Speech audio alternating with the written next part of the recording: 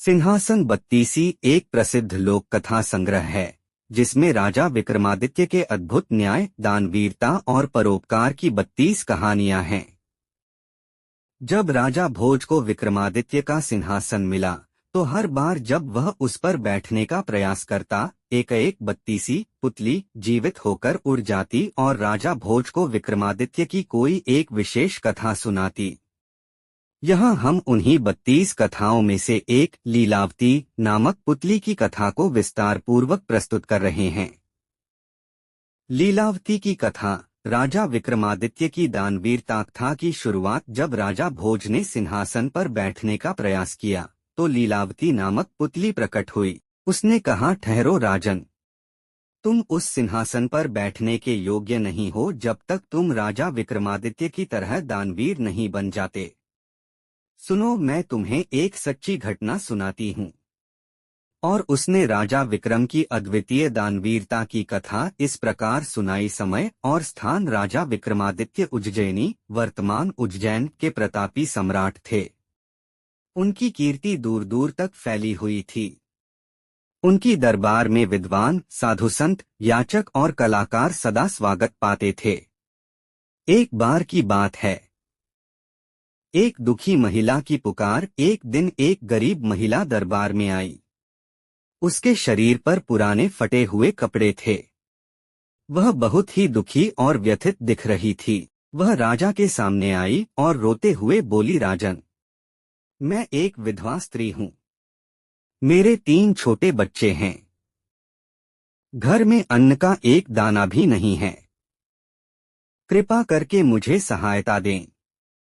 राजा ने ध्यान से उसकी बातें सुनी और तुरंत अपने मुकुट की कीमती मणि निकालकर उसे दे दी। लेकिन कहानी यहीं नहीं रुकी। महिला खुशी से चली गई, लेकिन दरबार में बैठे कई मंत्री और दरबारी चकित रह गए।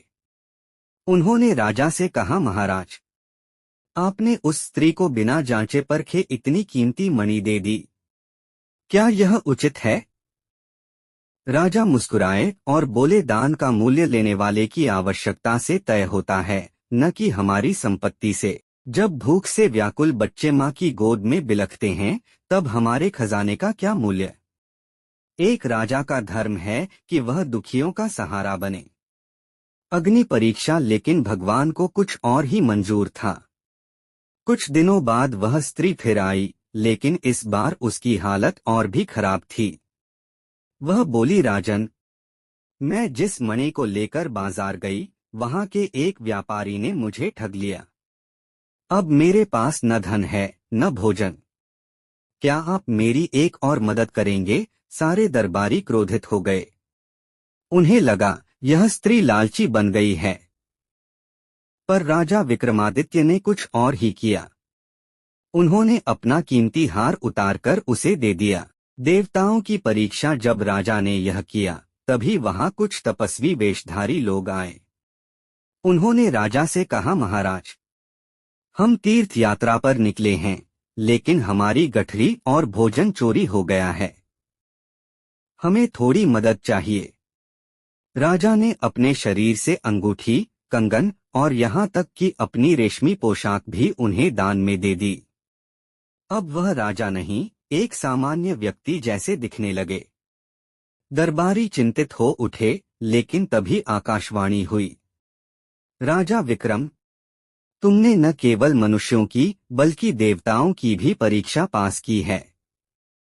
तुम्हारा दान, तुम्हारी करुणा और तुम्हारी निष्कपट सेवा भावना इस सिंहासन को दिव्यता प्रदान करती है।